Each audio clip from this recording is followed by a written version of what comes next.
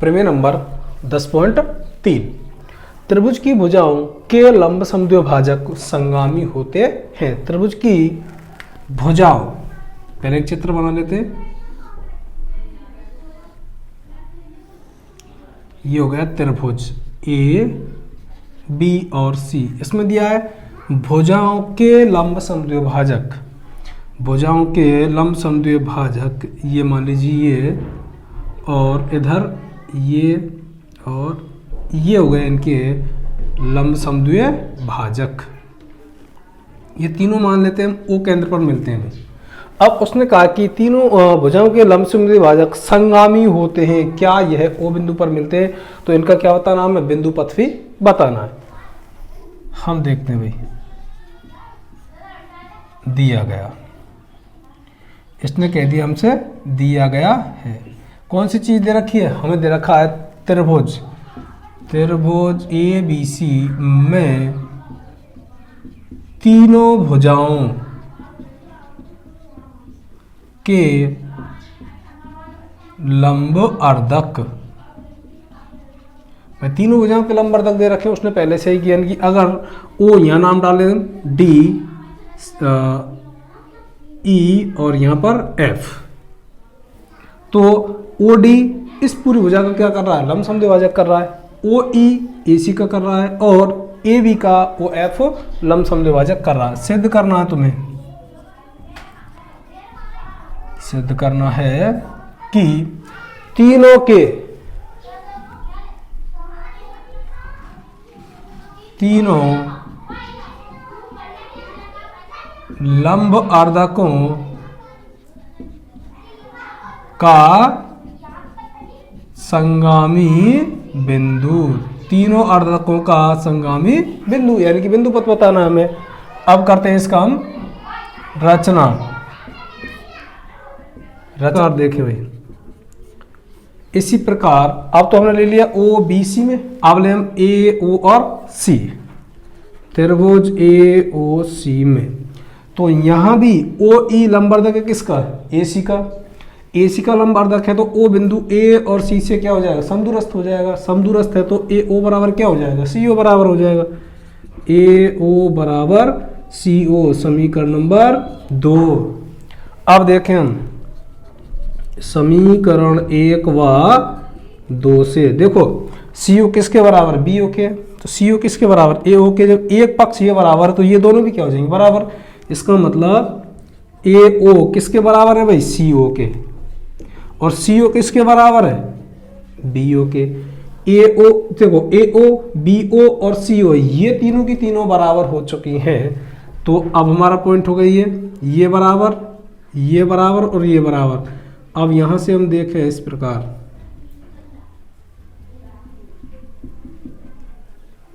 अगर हम इसको इस प्रकार बनाए तो बाहर बाहर वृत्त बन रहा है। वो क्या बन गया इनका? केंद्र। तो हमारा जवाब है तीनों लंब अर्धकों का संगामी बिंदु क्या हो जाएगा? ओ।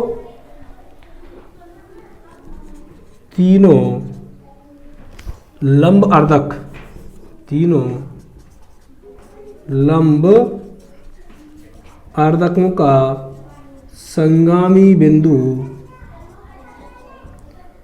ओ है। क्या भाई? इन तीनों का लंब अर्धकों का ओ है। लेकिन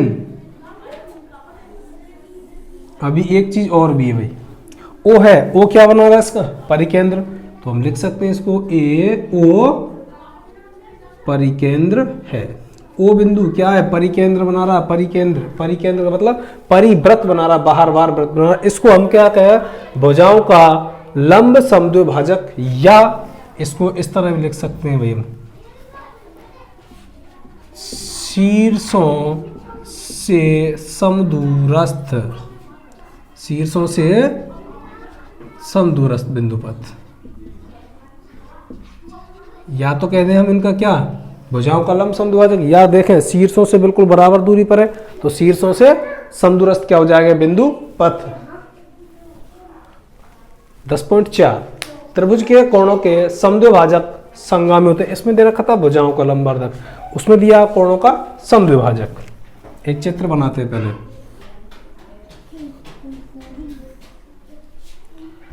ए बी और सी। अब इसमें कहा है कोणों का समद्विभाजक, इसका समद्विभाजक कर लिया प्रकार की सहायता से इस तरह से, और ये भी मिला दिया हमने इस तरह से। अब तीनों की तीनों इस पे पूछा संगामी बिंदु इनका क्या होगा भाई, ये तीनों मान लिया हमने कहाँ पर मिलते हैं, ओ पर मिलते हैं, ऐसा मान लिया हमने। अब हमें दिया गया त्रिभुज ए बी सी में तीनों कोणों का अर्धक या कहें समद्विभाजन सिद्ध क्या करना, तुम्हें सिद्ध करना है कि तीनों कोणों का समद्विभाजक संगामी है। तीनों का क्या होना चाहिए, संगामी है, ऐसा इसको सिद्ध करना है। रचना जो तुम्हें करनी है वो करनी है, ओ से इस पर डाल दिया लंब, यानी कि, और ओ से इधर भी डालेंगे हम लंब, और ओ से इधर भी डालेंगे हम लंब, डी ई और एफ, यानी कि ओडी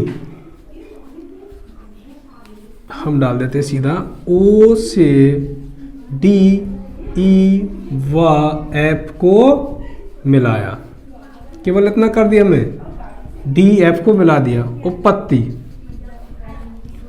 जब हम इसकी उपपत्ति करने लगते हैं तब हमने क्या दिया था, प्रमेय 10.1 का विलोम इधर लिया था। तो इसमें देखें हम, यहां देखें भाई, ये पूरा कोण, कोण बी का समद्विभाजन, बी कोण का, इस कोण का समद्विभाजन कौन सी कर रही है, समद्विभाजन भुजा बी ओ करती है। ये बात सही है कि इसका कोण का समद्विभाजन जो करती है वो कौन सी कर रही है, बी ओ कर रही है।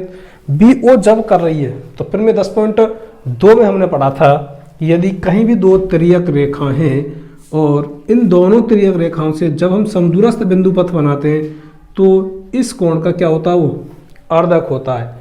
यदि इस कोण का अर्धक है तो ये दोनों भुजाएं कैसी हो जाएंगी, आपस में बराबर हो जाएंगी। इसका मतलब 10.2 प्रमेय, जब ये दोनों भुजाएं बराबर होंगी, कौन कौन सी, ओडी और एफ ओ, एफ ओ और डी ओ, किससे, प्रमेय नंबर 10.2 और समीकरण नंबर 1। इसी प्रकार देखें भाई, कोण सी का भी क्या हो रहा है, समद्विभाजन, कोण सी का समद्विभाजन, कौन सी, सी ओ करती है भाई, ये सी ओ भुजा कर रही है।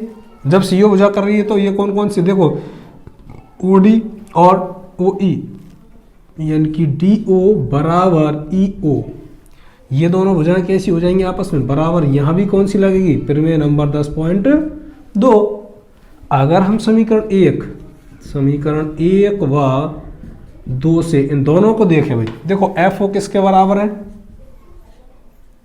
डी ओ के, और डी ओ किसके बराबर है, ई ओ के। तो तीनों भुजाएं आपस में बराबर, कौन कौन सी, एफ ओ, डी ओ और ई ओ, एफ ओ, डी ओ और ओ ई, ये तीनों की तीनों कैसी हो गई आपस में बराबर। और जब बराबर हो गई तो ये केंद्र मान लिया, और त्रिज्या क्या होती है एक वृत्त में, बराबर ही तो होती हैं। तो इस तरह से हमारा बन जाएगा अंतःवृत्त। अतः तीनों कोणों का समद्विभाजक संगामी बिंदु ओ अंतः केंद्र है, और इति सिद्धम। हम देखते हैं भाई, अगर हम कोणों का समद्विभाजन करते हैं तो अंदर अंदर वृत्त बनना, इसलिए हमारा संगामी बिंदु ओ भी है और उसके आगे क्या भी, वो अंतः केंद्र भी है। या तो कहें हम कोणों का समद्विभाजन, या फिर कह सकते हैं हम भुजाओं से समदूरस्थ बिंदुपथ। ये पूछ लेता भाई कभी कभी कि भुजाओं से समदूरस्थ, क्योंकि भुजाओं से ही बराबर दूरी पर है, ना कि शीर्षों से। शीर्ष तो इसमें थे। तो अगर हमसे पूछता है कि त्रिभुज की भुजाओं के लंबवर्धक या फिर शीर्षों से समदूरस्थ, तो परिवृत्त। और कहे भुजाओं से समदूरस्थ या फिर कहे कोणों तो कहेंगे अंतःव्रत होता है। प्रमेय नंबर 10.5 त्रिभुज के तीनों शीर्ष लंब आपस में क्या होते हैं, संगामी होते हैं। ये सिद्ध करना भाई। पहले बनाते हैं त्रिभुज।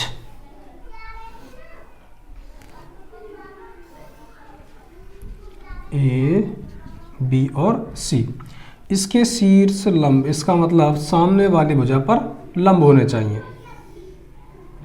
और यहाँ पर ये तीनों शीर्ष लंब आपस में क्या होने चाहिए, संगामी होने चाहिए। यहाँ नाम रख दिया डी, ई और एफ, और मध्य में रख दिया तीनों के ओ। जो पहले दे रखा है उसको लिख देते हैं भाई, दिया गया त्रिभुज ए बी सी। त्रिभुज ए बी सी दे रखा है और उसमें दे रखे हैं शीर्ष लंब। अब सिद्ध क्या करना है, सिद्ध करना शीर्ष लंब संगामी।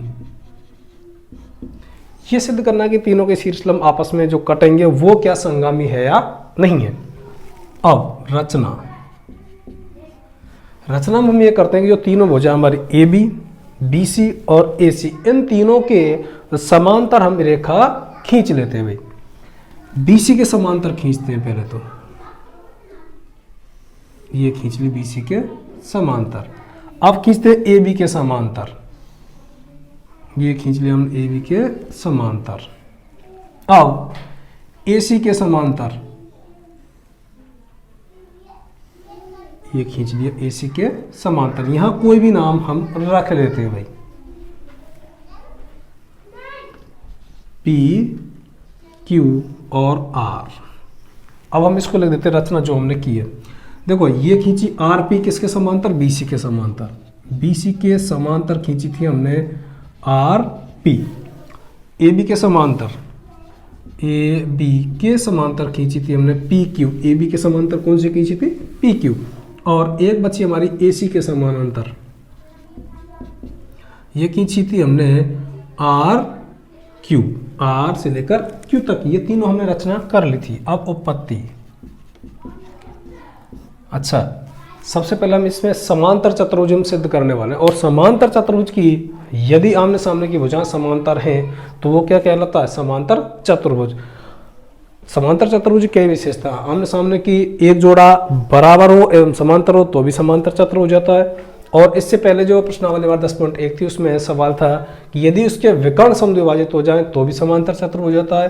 और यदि सम्मुख भुजाएं यानी आमने सामने की भुजाएं समांतर हो तो भी समांतर चतुर्भुज कहलाता है। तो हम लेंगे कौन सा, एक तो यहाँ से ले लेते भाई, यहाँ से यहाँ तक और ये ए बी सी पी चतुर्भुज ले लेते हैं। चतुर्भुज ए बी सी पी में, ए बी सी पी में, ए बी सी और पी में ले लेते हैं भाई। ठीक है, अब हम देखते हैं कि भाई पूरी की पूरी लाइन यहां से देखो, ये बी सी किसके समांतर है, ये रेखा पूरी के समांतर है आर पी की, क्योंकि हमने रचना से की सी। आर पी इसके समांतर है रचना। अब आगे देखते हैं हम बी सी जब पूरी भुजा के समांतर, तो बी सी किसके समांतर है, वो ए पी के समांतर भी है। तो बी सी समांतर है किसके, ए पी के। यही रेखा किसके समांतर आ गई है, ए पी के समानांतर आ गई भाई। ठीक है, और क्यों, क्योंकि आर पी का ही भाग क्या है, एक ए पी तो है। अब देखते हैं ए बी समांतर किसके आएगी, पूरी पी क्यू के। ए बी समांतर है किसके, पी क्यू के। तो ए बी समांतर, ये रेखा आदि रेखा जिनकी कटी हुई है पी सी के बराबर भी हो सकती है, नहीं हो सकती समांतर। यह रेखा इसके समांतर हो सकती है, नहीं हो सकती है, बिल्कुल हो सकती है भाई। और यदि ये दोनों भुजाएं, ये और ये, यानी कि आमने सामने चतुर्भुज में ही तो चल रहे हैं हम, समीकरण नंबर 1 और समीकरण नंबर 2, इन दोनों से देखें भाई हम, समीकरण 1 व 2 से, इन दोनों से हम देखें तब क्या होता है भाई, BC समांतर AP के, AB समांतर PC के, यानी BC समांतर AP के और AB समांतर किसके, PC के। तो ये क्या हो जाएगा, एक समांतर चतुर्भुज हो जाएगा। 2 से चतुर्भुज ABCP एक समांतर चतुर्भुज है। और यदि समांतर चतुर्भुज है तो उसकी सम्मुख भुजाएं कैसी होती हैं भाई, बराबर होती हैं। AB और PC दोनों कैसी हो जाएंगी, बराबर हो जाएंगी। AB बराबर PC और BC बराबर क्या हो जाएगी, BC बराबर क्या हो जाएगी, AP। समीकरण नंबर 3। दोनों बातें हमारे काम की आने वाली हैं भाई। BC AP के बराबर हो गई और AB किसके बराबर हो गई, PC के बराबर हो गई। इसी प्रकार हम एक बार और देखते हैं। इसी प्रकार अब की बार लिया था हमने कौन सा, ABC और P लिया था, लेकिन अब की बार हम लेंगे ABQ और C चतुर्भुज। चतुर्भुज ABC और Q में यहां देखते हैं भाई। देखिए AB भुजा ऑलरेडी इसके समांतर हमने दे रखी है भाई, PQ। AB भुजा किसके समांतर, PQ के। तो AB का ही PQ का ही भाग कौन सा, CQ है, ये समांतर हो जाएगी, यानी कि AB समांतर किसके, CQ के। और हाँ लिख देता हूं मैं इसमें, AB समांतर है CQ के। इसके बाद में दूसरी भुजा हमारी कौन सी आ रही है, AC समांतर। AC भुजा ये समांतर किसके, RQ के। तो RQ का ही भाग कौन सा आ गया, BQ आ जाएगा, BQ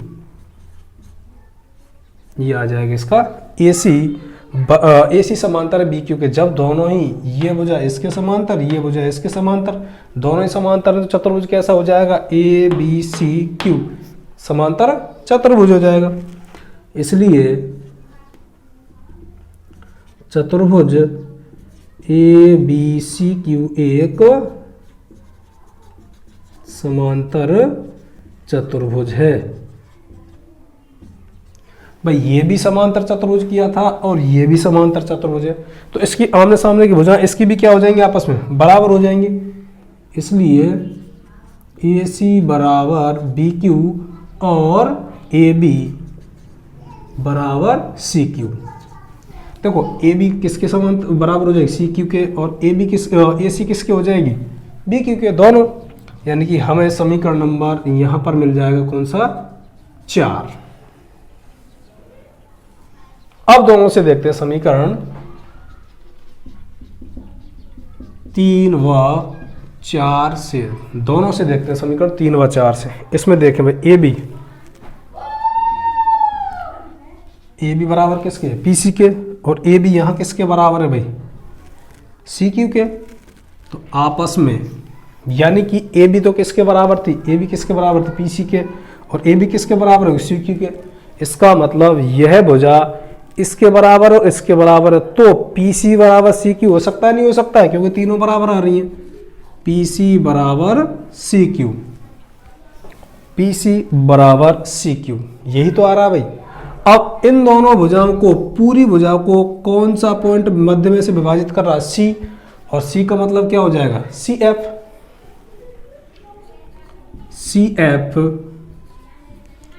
PC का अर्धक है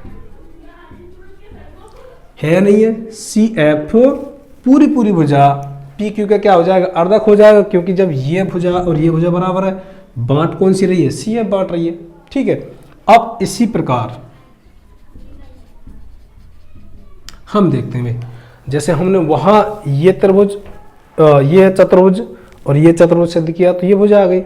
अब हम इस पूरे चतुर्भुज, इसको और इसको, ये भाग और ये भाग, इन दोनों को सिद्ध करें, तो BE रेखा किसको विभाजित करेगी, RQ के। BE RQ का अर्धक है, ठीक है भाई। इसी प्रकार AD, यानी AD किसको बांटेगी, RP को। AD RP का अर्धक है।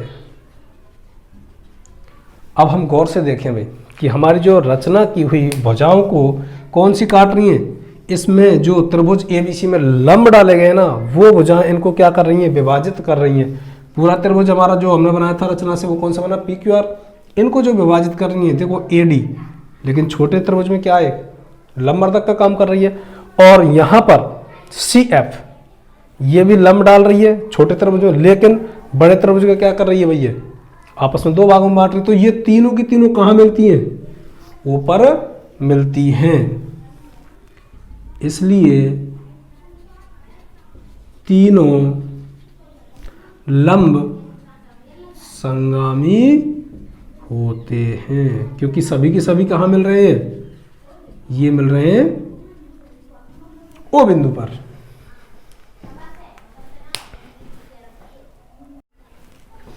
प्रमेय नंबर 10.6, त्रिभुज की माध्यिकाएं एक ही बिंदु से गुजरती हैं। यह बिंदु प्रत्येक माध्यिका को 2:1 में विभाजित तो करता है। एक त्रिभुज, इसकी तीनों माध्यिकाएं एक ही बिंदु से गुजरती हैं।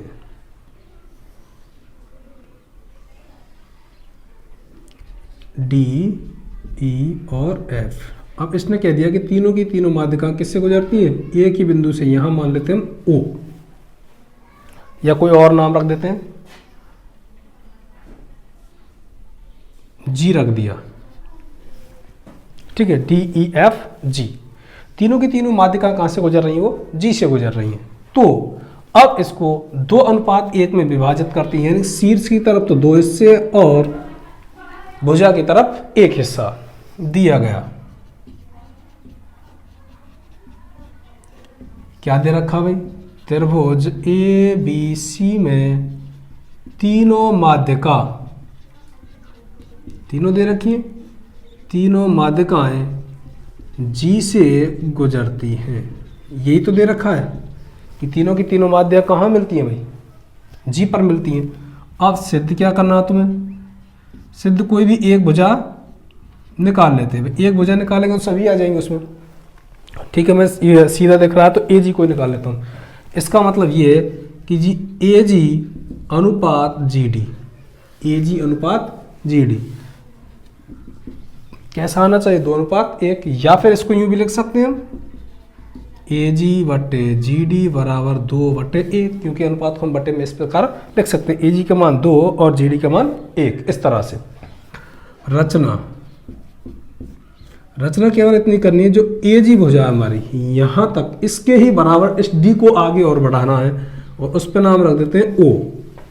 यहां पर ये और बढ़ा लिया, ये हो जाएगी हमारी रचना। यहां नाम रख दिया ओ। यानी ए जी है ना, इसके बराबर ही ओ जी को कर लिया, जितनी कम पड़ रही थी उसको और बढ़ा दिया, यानी ए जी बराबर ओ जी। और ओ से बी व सी को मिला दिया। इसको मिलाने के बाद में उपपत्ति, अब देखते हैं भाई, जो एफ है वो ए बी का क्या है, मध्य बिंदु है भाई। एफ ए बी का मध्य बिंदु है, और जी भी ए डी का एफ जो ए बी का मध्य बिंदु है, बिल्कुल। क्यों, क्योंकि सी एफ क्या है, माध्यिका। सी एफ माध्यिका, क्योंकि ये सामने वाली भुजा को क्या करे, 2 भागों में बांट रही है। इसी प्रकार जी पूरी ए ओ भुजा का क्या हो जाएगा, मध्य बिंदु। इसमें हो जाएगा जी ए ओ का मध्य बिंदु है। क्यों, क्योंकि ए जी बराबर ओ जी। ए जी और ओ जी हमने रचना कर ली थी इसमें, तो ए जी और ओ जी, इसका मतलब जी इस पर कहाँ काट रहा है, पूरी ए ओ भुजा को क्या कर रहा है, 2 भागों में बांट रहा है, ए जी बराबर ओ जी। तो जी ए ओ का क्या हो जाएगा, मध्य बिंदु। और जब किसी त्रिभुज में ये मध्य बिंदु और ये मध्य बिंदु, यानी त्रिभुज की 2 भुजाओं के मध्य बिंदुओं को मिलाया जाए, तो वह तीसरी भुजा के समांतर एवं आधी होती है, मध्य बिंदु प्रमेय के द्वारा। इसका मतलब क्या हो जाएगा, सी एफ समांतर किसके, बी ओ के। सी एफ समांतर हो गई किसके भाई, बी ओ के। सी एफ समांतर, ये इसमें लिख देंगे हम मध्य बिंदु प्रमेय से, मध्य बिंदु प्रमेय से। एफ जी समांतर किसके, बीओ के, एफ जी। जब ये एफ जी समांतर है तो एफ जी का ही तो अगला भाग और भी आगे जा रहा है, कौन सा, जी सी, यानी कि जी सी समांतर हो जाएगी किसके, बीओ को हो जाएगी, क्योंकि उसी का अगला भाग है। हम यह लिख सकते हैं भाई सी यानी जी सी एफ जी का अगला भाग, इसलिए। और समीकरण नंबर कर लिया हमने यहाँ पर 1। इसी प्रकार जैसे हमने लिया भाई एफ लिया इसका मध्य बिंदु, जी लिया इस पूरी भुजा का मध्य बिंदु। अब इधर देखते हैं ई जो है ए सी का क्या है, मध्य बिंदु, और ए ओ का मध्य बिंदु कौन सा है, जी। तो जी ई समांतर हो जाएगी किसके, ओ सी के हो जाएगी, क्योंकि मध्य बिंदु पर भी लग रही है। अब जी ई का अगला भाग कौन सा होगा, बीजी, बीजी समांतर किसके, ओ सी के। तो यहां लिखेंगे हम बीजी समांतर है किसके, ओ सी के। और समीकरण नंबर 2, समीकरण 1 व 2 से, दोनों के दोनों समीकरण से देखें, इससे और इससे। जीसी समांतर किसके, बीओ के, जीसी समांतर बीओ के, और बीजी समांतर किसके आ जाएगी, ओसी के। तो बी ओ सी जी क्या हो गया, एक समांतर चतुर्भुज, इसलिए बी ओ सी जी एक समांतर चतुर्भुज है। भाई देखो, जब समांतर चतुर्भुज है, कौन सा वाला, बी ओ सी जी, जब समांतर चतुर्भुज, इसके विकर्ण आपस में क्या करेंगे, परस्पर समद्विभाजित करेंगे। ये पूरा विकर्ण जी डी बराबर किसके हो जाएगा, डी ओ। और यहां पर कर लेते हैं समीकरण नंबर 3। इसमें बता सकते हैं समांतर चतुर्भुज के विकर्ण समद्विभाजित करते हैं, क्या करते हैं, समद्विभाजित करते हैं दोनों विकर्ण। अब देखें हम पूरी लाइन देख लेते हैं भाई, हमारे पास पूरी लाइन कौन सी हमारे पास में यहां तक दे रखी है। ये देखें, हमको पहले जो हमने रचना की थी, ये तो की थी ए जी बराबर कौन सी, ओ जी, यही तो रचना की थी भाई, ए जी बराबर ओ जी, यानी ए जी के बराबर कौन सी पूरी भुजा, ये हमारी रचना। ए जी तक तो ठीक है। अब ओ जी, ओ से लेकर जी किस किस से मिलकर बना है, जी डी प्लस में डी ओ, इन दोनों से मिलकर बना है। ए जी बराबर जी डी, हमें चाहिए जी डी और ये नहीं चाहिए बिल्कुल डी ओ, तो डी ओ की जगह पे क्या रख सकते हैं हम, जी डी रख सकते हैं, G D plus G D. समीकरण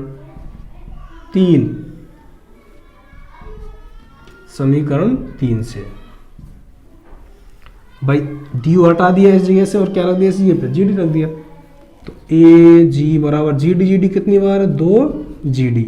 अच्छा, ए जी बराबर 2 तो छोड़ दिया यहीं, और जी डी ले गए इसके नीचे। अगर कुछ भी नहीं होता तो क्या रखते हैं हम उसके नीचे, 1 रख लेते हैं। ए जी बटे जी डी बराबर 2/1, या फिर इसको इस प्रकार लिख सकते हैं, ए जी अनुपात जी डी 2:1 और इति सिद्धम।